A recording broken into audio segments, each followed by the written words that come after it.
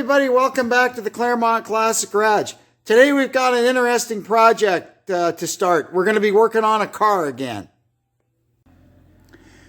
Well, it's hard to get this thing all in the frame at the same time because it's so big.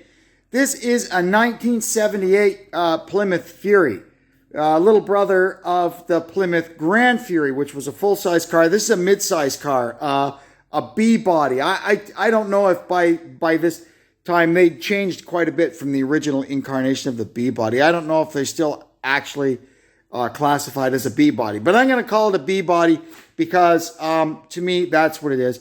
It's basically the same structure as a Chrysler Cordoba or a Dodge Charger of the same time. Now, this car belongs to a friend of mine. This car has been around for decades. He's had this car for probably over 30 years. It's weathered up quite a bit from how I remember seeing it. But anyway, I think what the story was, he's having some work done on his house and a dumpster was coming to sit in the driveway where this car normally sits.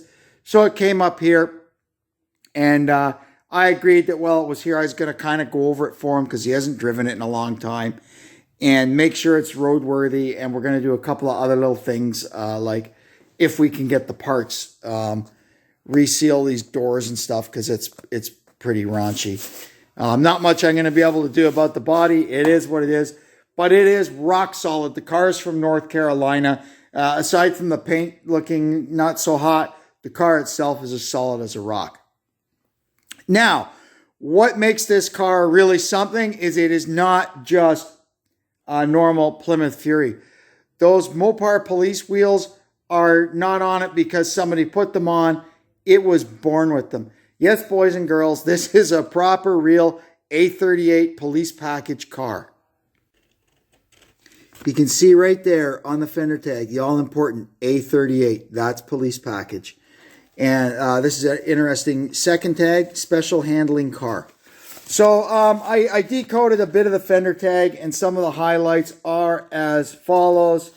It was born, it has a pretty healthy 440 in it now, but it was born with a 362 barrel engine and a 727 transmission.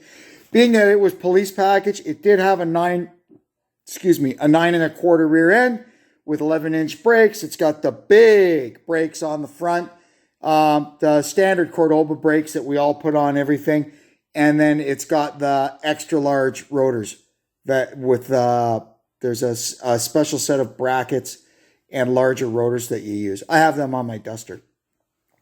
So some of the things that you can see here, N51 maximum cooling, J52 inside the car hood release, H51 front air conditioning only with a heater, G15 tinted windshield only, but this car has all tint glass in it. I don't know if that was added or if where I looked up the codes was wrong. F58 rear reinforcement welding, so it's got, as typical on fleet or police cars, there's a lot of little gussets and places where seams that would normally be only spot welded on a passenger car are also MIG welded on top.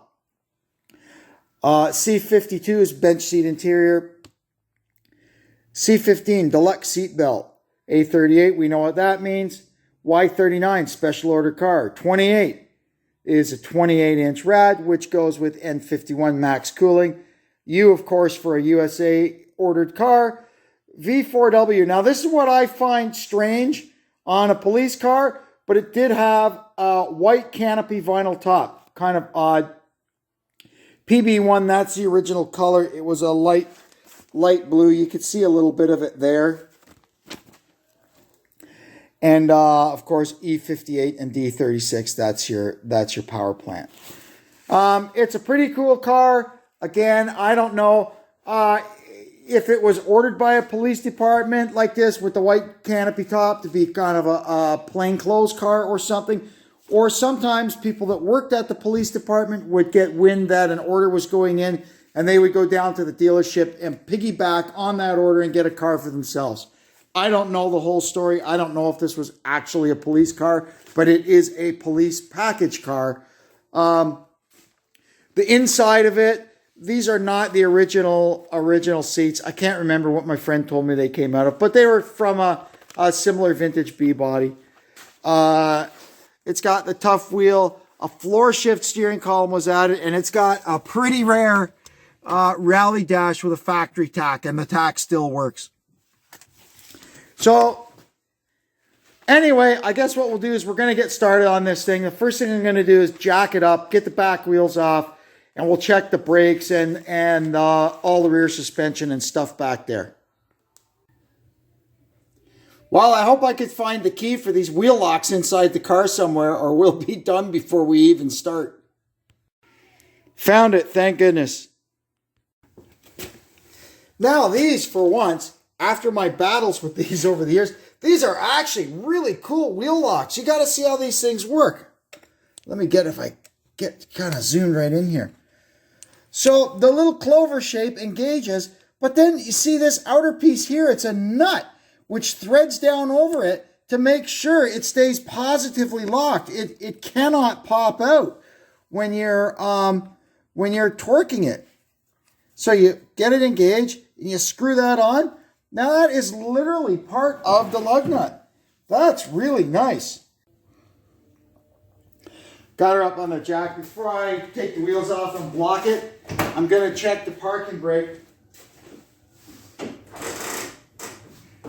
Wow, it felt pretty good going down. Yeah.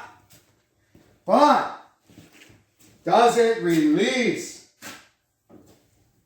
Yeah, very good. Let's see if it releases.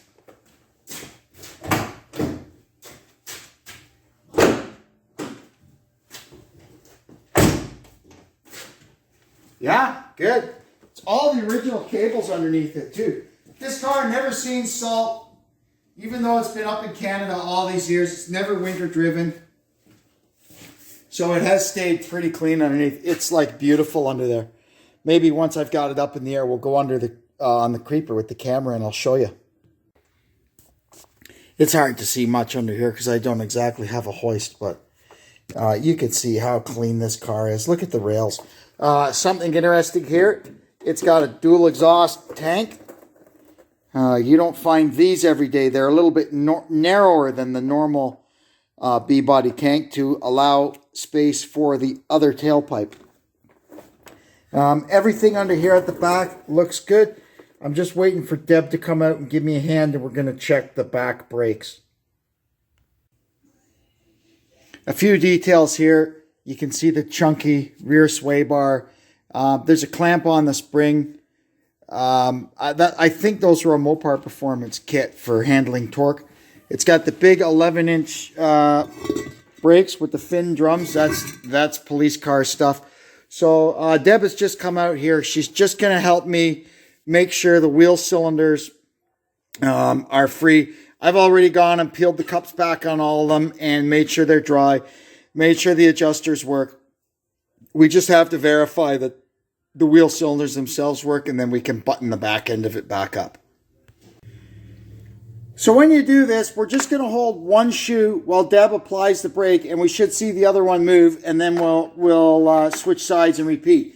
And you only want to do one side at a time and keep the drum on the other side, because there's a possibility you could push the wheel cylinders out so far that they blow. Anyway, okay, go ahead, push it down. Release. All right, so that one came out. One problem we do have with this car is the brakes stick. You push the brake pedal down and it doesn't come back up. So there's something binding. Well, I'll show you how we're going to deal with that when we get there. But anyway, we're working on this right now. Okay, apply. Release. So you can see here that this wheel cylinder, the back half of it seems to be stuck. Do it again, apply. Oh no, there it goes. All right, release. We're good. Okay, so I'll go check the other side. So now we know up to about here anyway, mechanically, it's all good. So I'm going to put the back wheels on it, lower it back down, and then I'm going to turn it around and get the back end of it back up as close to the wall as I can, so I've got room to work around the front, and we'll get it jacked up and get the front wheels off. Well, let's get this puppy turned around. It's a bit raucous, but like the sticker says,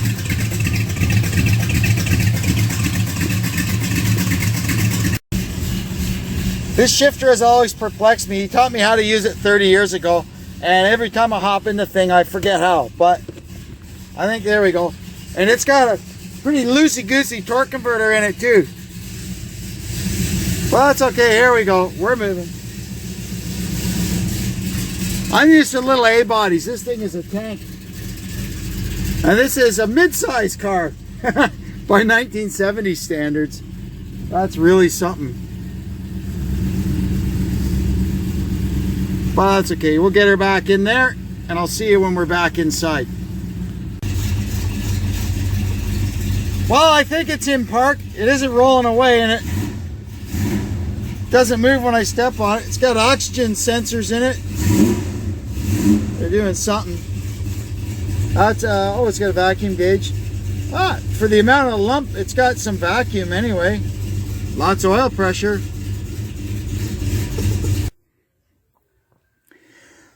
Okay, now that she's turned around, we're gonna start. We're gonna get it up in the air, get the front wheels off, and see what we can see in here. But before we do that, these old cars with the control arm suspension, you want to jack it up by the lower control arm so that the spring is still compressed. And now we're going to check the ball joints. You can also check your steering linkage by jiggling it that way. Let's see what we see here.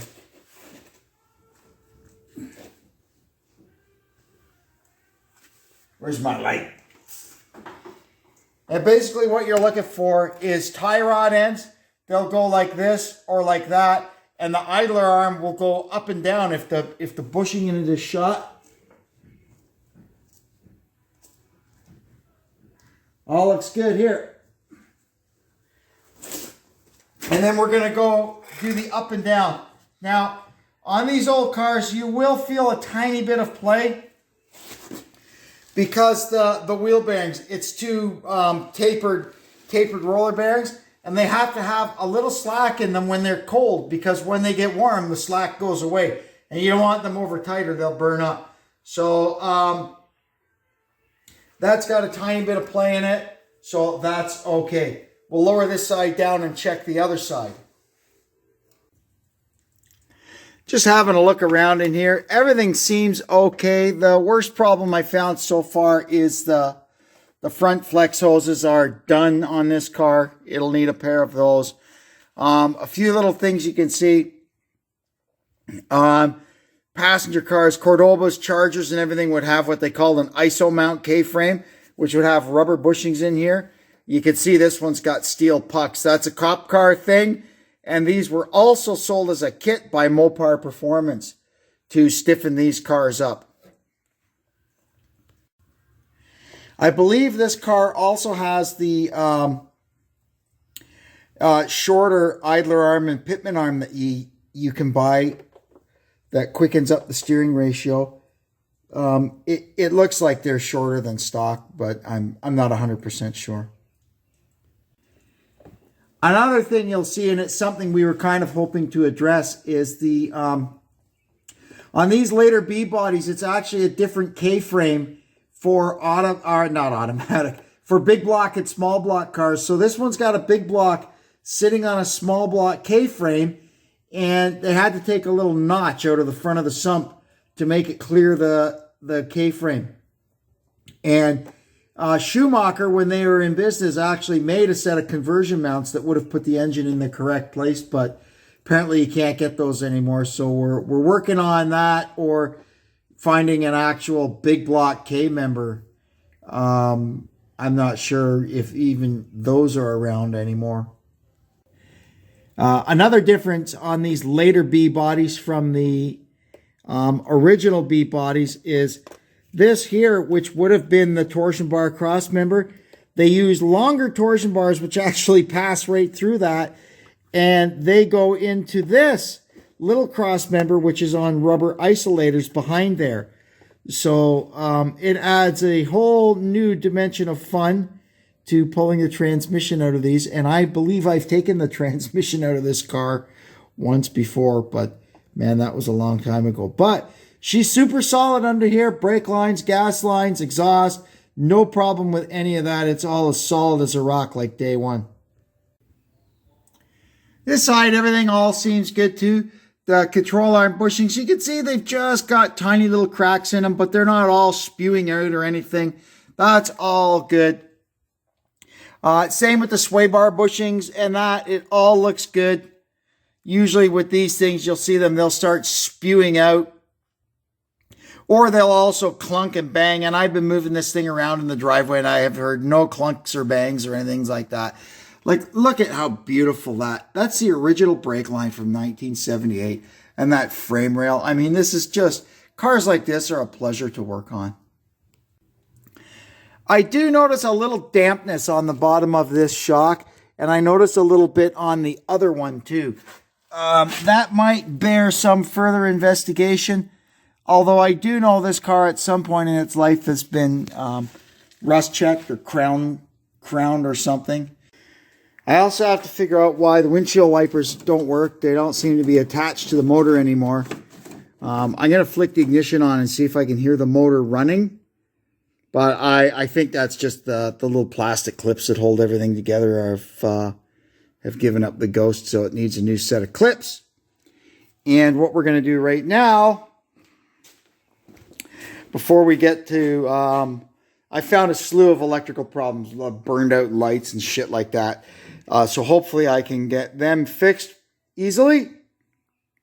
But first we're going to have a look at what could possibly be wrong with the brakes, the way they hang up. So what I'm going to do is pull the master cylinder out and then see if the brake pedal is still hanging up. I've got the master cylinder pulled away from the booster. Now I'm going to go inside here and see what the heck is with this pedal.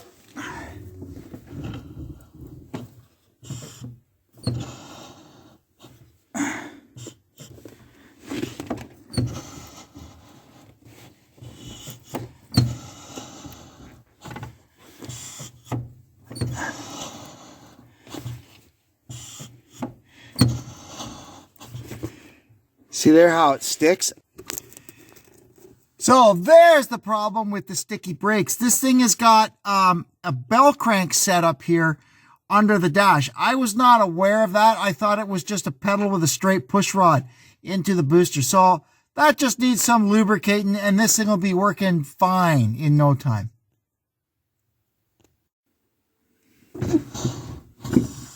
There we go. That's working properly now. So we'll bolt the master cylinder back on and make sure it's okay. Another thing we have to deal with is a broken hood release cable. That vice grip is just barely on the little nub of cable that's sticking through. I'm not sure if there's an in the grill one that we could substitute on if we can't find one of these. I think it does have a number on it. I'll try and mark that down. Of course, I don't have the right headlight. I've got every headlight in the world except these 4-lamp square ones. We'll have to get one. But I did just grab an old 7-inch round one to plug in there and make sure that it's just the light that's burned out and nothing wrong with the wires or anything. When these cars sit around, connections get bad and stuff. But there it is. Light's on. It's working. So we're all set. We just got to get a seal beam. Well, I just reached into the cowl and found this floating around in there loose. So that might explain part of the problem with the wipers. I'll pop the motor out and see what's missing from the back of it. Obviously, there's supposed to be something there to connect this to the motor. And this end is just the normal Chrysler plastic linkage that always falls apart. Well, whatever is supposed to hold that together is disintegrated, gone, and kaput. It's just all shattered. So I'm going to have to see what I got to do about that. Anyway, I guess that's that for this one. We've kind of gone over it from end to end and figured out all that it needs.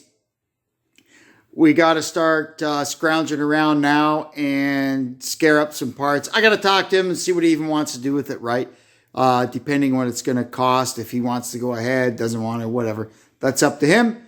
Anyway, thanks for tuning in. It was fun to work on a car again. I haven't touched a car in so long. An old car anyway, you know. Not the Dodge Caliber. As much as I like breathing life into the dead Dodge Caliber. It's fun to work on these old muscle era Mopars again. Anyway, thanks for tuning in. If you haven't already, please down below hit the subscribe button and the bell for notifications. Leave a comment. Hit the like button. Share this video out to all your Mopar buddies. And we'll see you next time on the Claremont Classic Garage. So long for now.